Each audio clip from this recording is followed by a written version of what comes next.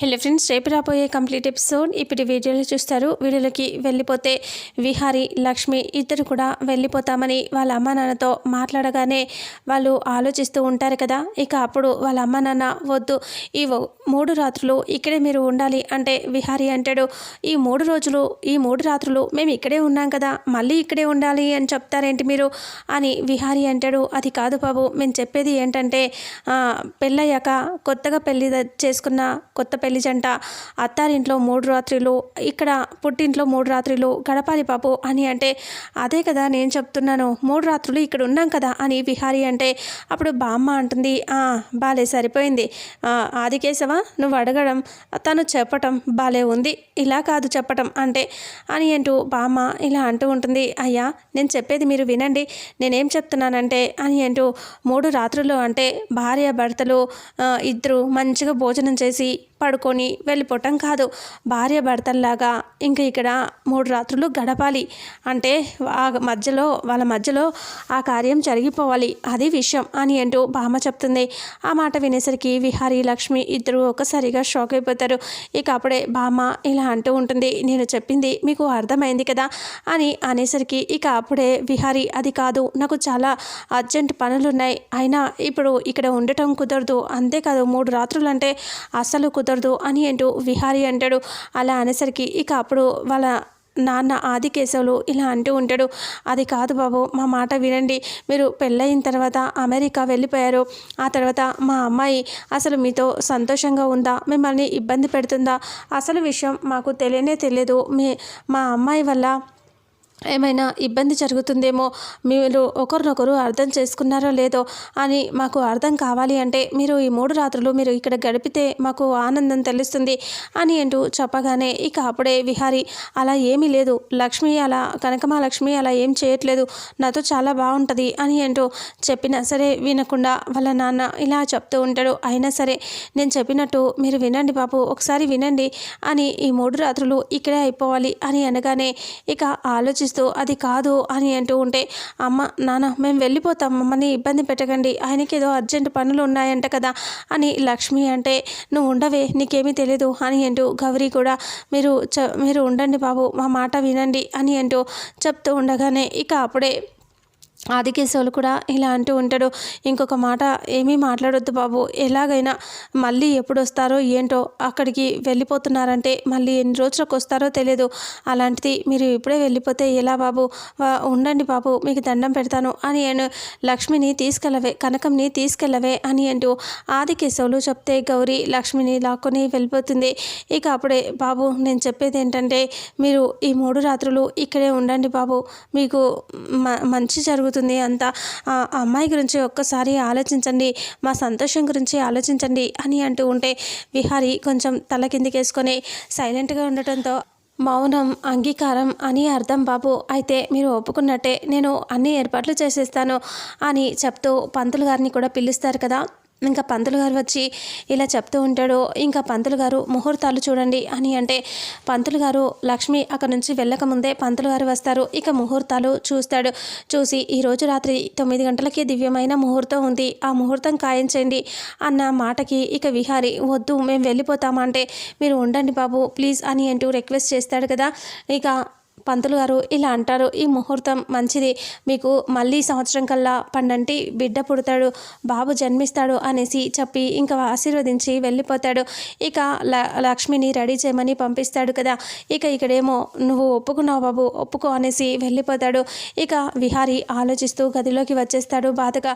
ఇక లక్ష్మి పక్కకి వచ్చిన తర్వాత, అమ్మ ఇవన్నీ ఎందుకమ్మా, ఆయన వెళ్ళిపోదాము అంటున్నారు, మీరేమో ఇలా చేస్తున్నారు, వద్దమ్మా వెళ్ళిపోతామమ్మా, ఆయనని ఇబ్బంది పెట్టొద్దు ప్లీజ్ అని అంటూ లక్ష్మి అంటే, అప్పుడు గౌరీ అంటుంది, నువ్వు ఉండవే, మీరిద్దరూ అసలు అన్యోన్యంగా ఉన్నారా లేదా అని నాకు అనుమానం వస్తూ ఉంటే నువ్వేమో ఇప్పుడు ఇలా చెప్తావేంటి, అసలు మీ ఇద్దరు సంతోషంగా ఉన్నారా లేదా అని నేను టెన్షన్ పడుతున్నాను అంటే, అలా ఏమీ లేదమ్మా, మేమిద్దరం బాగానే ఉన్నాం అంటే, మీరిద్దరు బాగున్నారో లేదో తెలుసుకోవాలంటే మీరు ఈ 3 రాత్రులు ఇక్కడే గెలపాలి అనేసి వాళ్ళ అమ్మ చెప్తుంది.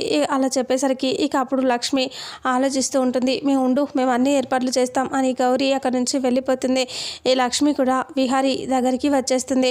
విహారీ గదిలోకి వచ్చిన తర్వాత ఇక్కడ రాణి బయటే ఉంటుంది కదా, తను ఆలోచిస్తూ ఉంటుంది. ఇదేంటి వీళ్ళు ఇలా టెన్షన్ పడుతున్నారు, ఫస్ట్ నైట్ అంటే ఎవరికైనా చాలా ఎక్సైట్గా ఉంటుంది, వీళ్ళు మాత్రం చాలా టెన్షన్ పడుతున్నారు, ఎందుకు ఇలా ఫీల్ అవుతున్నారో తెలియట్లేదు, అసలు వీళ్ళ మధ్య ఏం జరుగుతుందో తెలుసుకోవాలి అని రాణి అంటూ ఆలోచిస్తూ ఉంటుంది. ఇక విహారీ లక్ష్మి రాగానే అలా చూస్తూ ఉంటాడు. లక్ష్మి బాధగా విహారీ గారు నన్ను క్షమించండి అని అంటే అప్పుడు విహారీ నువ్వేం చేసావు కనకమహాలక్ష్మి అంటే నా వల్లే కదా మీరు ఎన్ని ఇబ్బందులు పడుతున్నారు అని అంటూ అడగటంతో లేదు లక్ష్మి అలా ఏం కాదు అని అంటూ ఉంటే, అయితే మా అమ్మ నాన్న మిమ్మల్ని చాలా ఇబ్బంది పెట్టేస్తున్నారు, మీకు మేము చాలా రుణపడి ఉన్నాం, మా కుటుంబం కోసం మీరు ఇంత చేస్తున్నారు, అయినా మీరు ఈరోజు వెళ్ళిపోదాం వాళ్ళకి అనుమానంగా ఉంది అని చెప్పారు, అయినా సరే ఇలా అనుమానం ఉందని తెలిసినా సరే వాళ్ళు మిమ్మల్ని బాధ పెడుతున్నానని చెప్పినా సరే మీరు ఎందుకు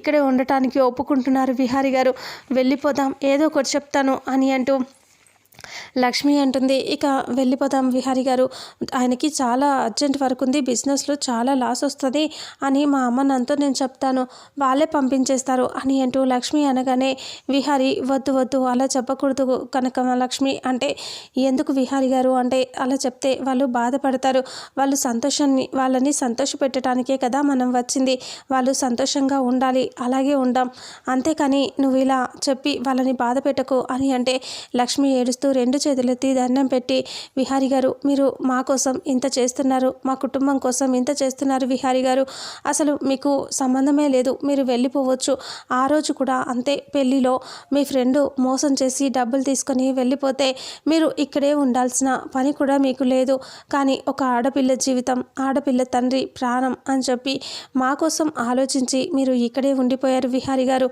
కానీ ఆ రోజు మీరు నాకేం సంబంధం, నేను చేసింది మోసం నేను చేయలేదు, ఎవడో చేశాడు అని పోయింటే ఈరోజు మా నాన్న ప్రాణాలు కూడా ఉండేవి కాదు విహారీ గారు, అందుకనే మీకు మేము చాలా రుణపడి ఉన్నామంటే, లేదు లక్ష్మి నేనే నీకు చాలా రుణపడి ఉన్నాను అని అంటూ విహారీ అంటే, మీరెందుకు రుణపడి ఉంటారు అంటే, అవును ఆ రోజు మా తాతయ్యని కాపాడావు, మా అమ్మని కాపాడావు, నన్ను కాపాడావు, నువ్వు మా కోసమే ఇలా పుట్టి మమ్మల్ని కాపాడుతున్నావు అనిపిస్తుంది, అలాంటిది నువ్వు మాతో ఎందుకు వాళ్ళు చెప్తావు కనకమహాలక్ష్మి అని అంటంతో ఇక అప్పుడే లక్ష్మి ఇలా అంటూ ఉంటుంది, అది కాదు విహారీ గారు, మనం వెళ్ళిపోతామంటే వద్దు ఇంకేమీ మాట్లాడకు, ఎలాగోలాగా 3 రాత్రులు ఉందాం, ఇక్కడికి వచ్చాక ఒకే గదిలో ఉంటున్నాం కదా నటించి, అలాగే ఇక్కడ 3 రాత్రులు కూడా అలాగే నటిద్దాం సరేనా అని విహారీ అంటే లక్ష్మి సరేనంటుంది.